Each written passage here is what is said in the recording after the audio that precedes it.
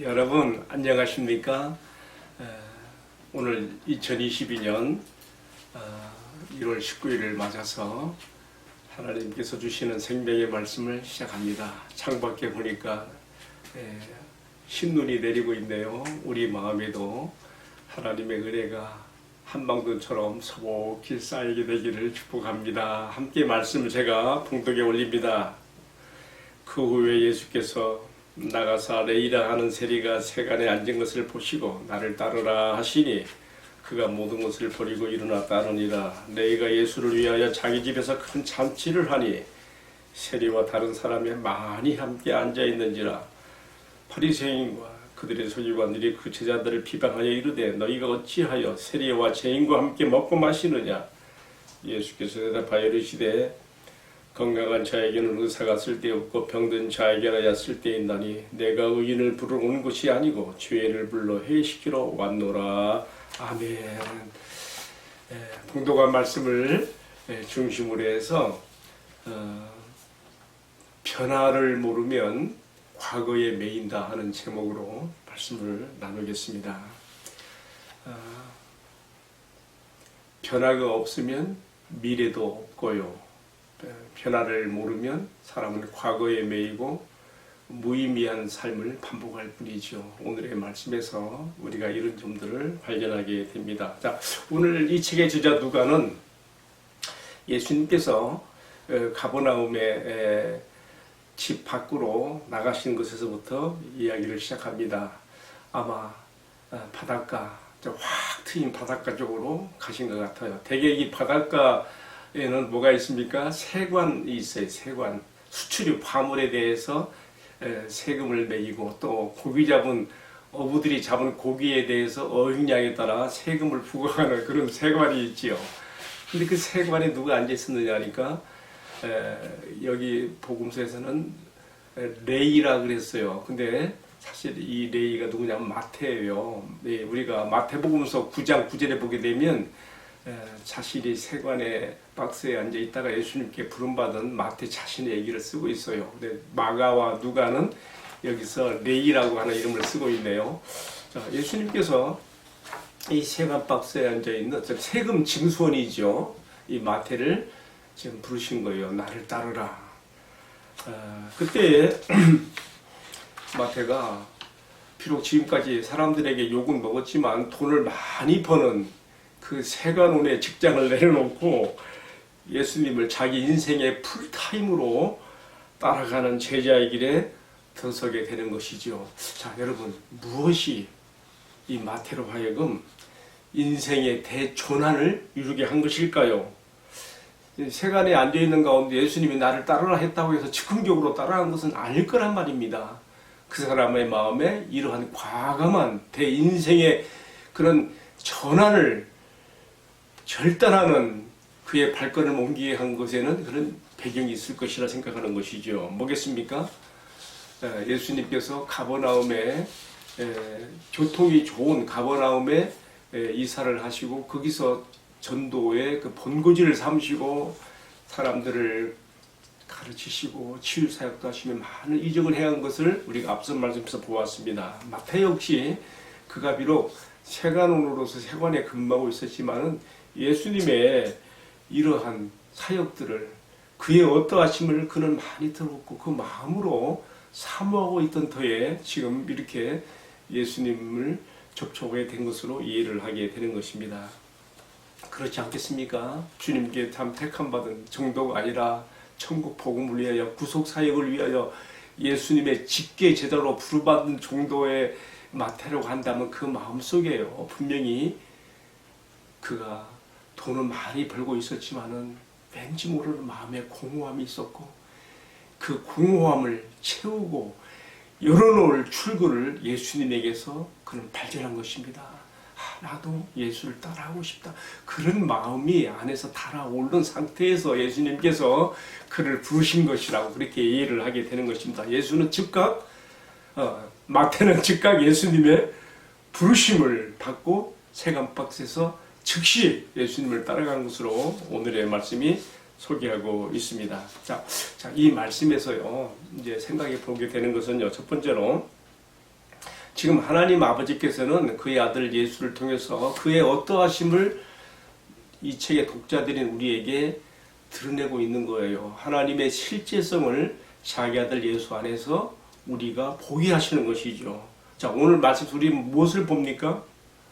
하나님께서 그의 위대하신 구속 사역을 위하여 사람을 부르실 때에 그 사람의 출신이나 무슨 성별이나 그의 배움의 많고 적음이나 그의 직업이나 어떤 그 사람의 평판 이런 것들을 따지지 않으시고 관계없이 다양한 사람들을 다양하게 부르신다는 것을 오늘의 말씀에서 마태를 제자로 부르시는 것에서 우리가 볼 수가 있습니다. 또 한 가지 또 받을 교훈이 있어요. 뭐냐면요. 아까도 말했지만 어부들이 바다에서 고기를 잡았을 때 그 잡은 어획량에 따라 세금을 부과하는데요. 이 세관원들이요. 로마 정부에 바치는 정한 세금 외에 자기가 중간에 착복하는 그런 돈을 많이 챙겼거든요. 마태 역시 세금 징수원이었기 때문에 어쩌면은 요한이나 베드로 같은 어부 출신들을 다 잘 알고 있을 거예요. 그들에게 과도한 어획량의 세금을 부과해서 어쩌면 마태가 제자로 부름받았을 때에 이미 제자로 들어와 있는 베드로나 안드레나 요한이나 야고보 같은 어부 출신 제자들에게는 뭔가 이질감을 느꼈을 거예요. 그들은 여기 마태를 받아들이기가 어려운 그런 배타성이 있었을 거란 말입니다. 그럼에도 불구하고 예수님께서 이 마태를 그의 직계 제자단 안에 불러들이신 것은 바로 어떻게 했습니까? 그 안에서 서로 부대끼면서도 서로 인간적인 모나 부분들이 깎여지고 서로 예수 안에서 하나가 되어지는 공동체의 하나됨을 이루어가는 것을 훈련받게 되는 또 좋은 기회가 되었을 것이라고 또 생각을 해보게 되는 것입니다. 자, 여러분 오늘의 이 말씀 어떻게 적용하겠습니까? 저 자신은요, 제가 지금까지 살아오면서 저는 내가 참 다른 사람들에 대해서 나와 소속이 다르다는 것 때문에 이게 받아들이기가 어려운 배타성이 내가 강한 것을 많이 느꼈습니다. 나는 아직도 이런 부분에 있어서 더 많은 훈련이 필요하다 생각을 해보게 되는데요. 어쨌든 전혀 서로 상반된 이질감을 느낄 수밖에 없는 마태나 또한 어부 출신 베드로, 요한 같은 제자들이 서로 예수의 한 제자로 부름받아지는 예수 전도단에 합류하게 된 이 모습을 통해 보면서 오늘 우리들의 교회 공동체 안에서 또는 신앙 공동체 안에서 서로 이질감을 느끼는 사람들이 있을 때에 우리가 다 주님 안에서 허용된 그 공동체라는 것을 생각하면서 우리 자신들을 주님 앞에 더 원하는 성숙한 신앙으로 세워갈 수 있는 기회가 되기를 기도하게 되는 것입니다. 자, 크게 두 번째로 마태가 자신이 제자로 부름받은 것을 기뻐하며 큰 잔치를 벌렸어요. 그 잔치 석상을 통해서 배우는 것들이 있습니다. 자, 첫 번째로 마태는요, 자신이 사람들에게 욕을 먹어가면서도 과도한 세금을 징수했던 세관원으로서의 지난 날들의 그 과오가 많았을 거예요. 그런데 그런 개인적인 과오들을 다 주님께서 용서하시고 부르시는 용납받은 것에 대한 그런 그 기쁨뿐만 아니라 더군다나 자기 같은 것을 예수님의 직계 제자로 부르신 것에 대해서 너무나 주체할 수 없는 큰 기쁨 때문에 그는 자기 집에서 큰 잔치를 배설하게 되었습니다. 그 잔치에는요, 유효상종이라고 아무래도 자기 동료 세관원들도 오게 했을 것이고 그 밖에 함께 패거리를 올릴 수 있었던 많은 사람들을 그걸 불러들인 거예요. 그 잔치 자리가 아주 예수님과 또 그 제자들과 또 세리들 또 다른 많은 사람들이 막 함께 한판 어울리는 그런 참 걸쭉한 그런 잔치가 된 것이죠.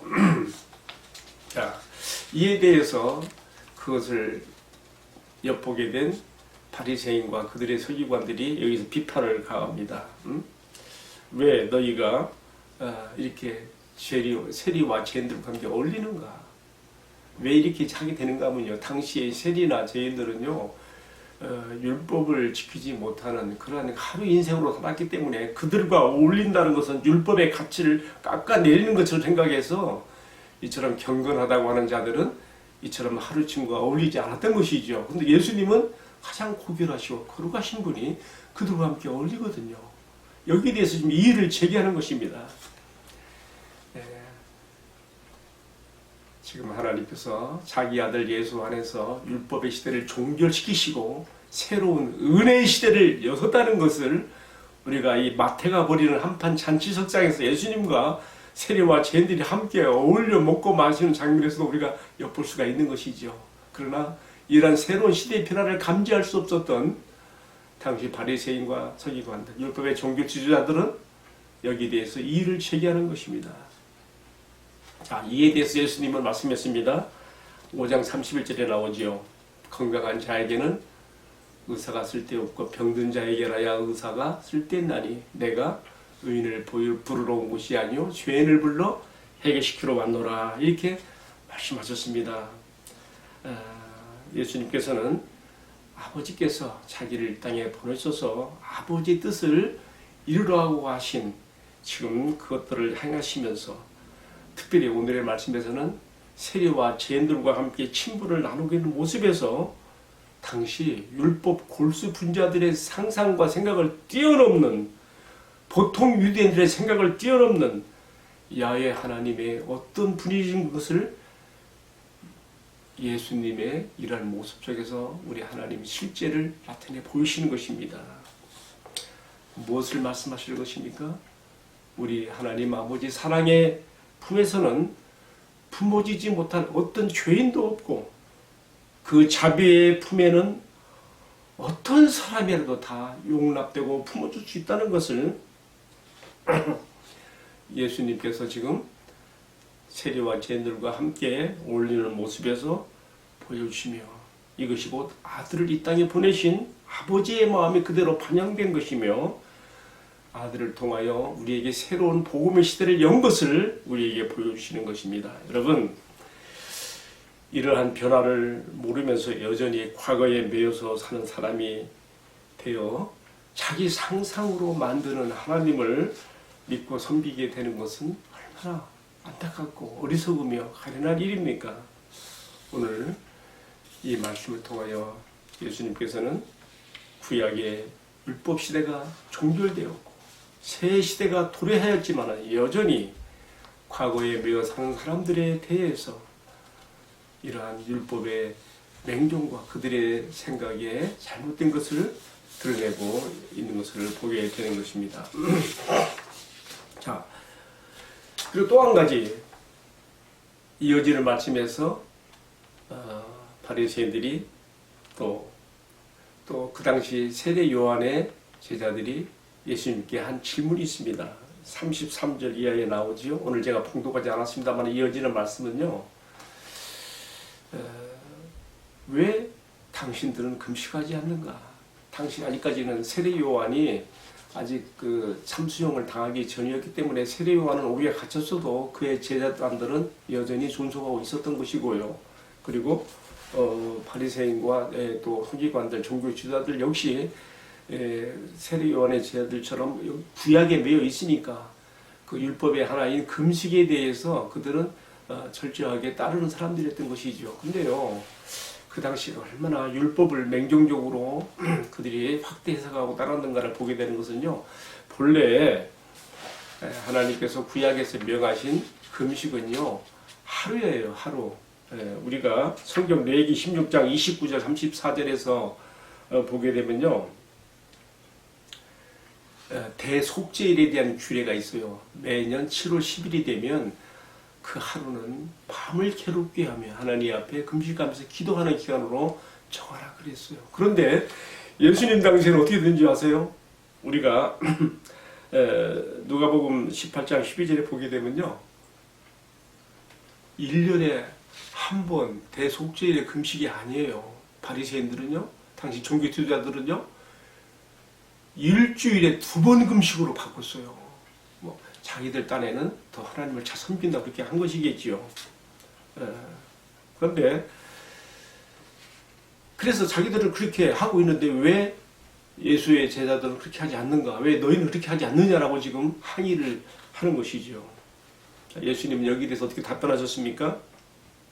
예수님은 자신이 이 땅에 없어서 새 시대를 여시고 은혜의 시대를 여심으로 마치 천국 잔치와 같은 은혜의 해가 시작되었는데 여전히 슬퍼하며 금식하는 것 같은 그러한 모습을 보이는 것은 맞지 않는 것이라고 하시면서 뭐라 했습니까?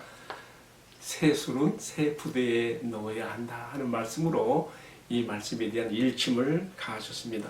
또 여기에 대해서 또 아리송한 말씀도 또 하셨어요. 마지막 구절에 나오는 말씀인데 묵은 포도주를 마시고 새 것을 원하는 자가 없나니 이는 묵은 것이 좋다 함이라 하신 것이니라.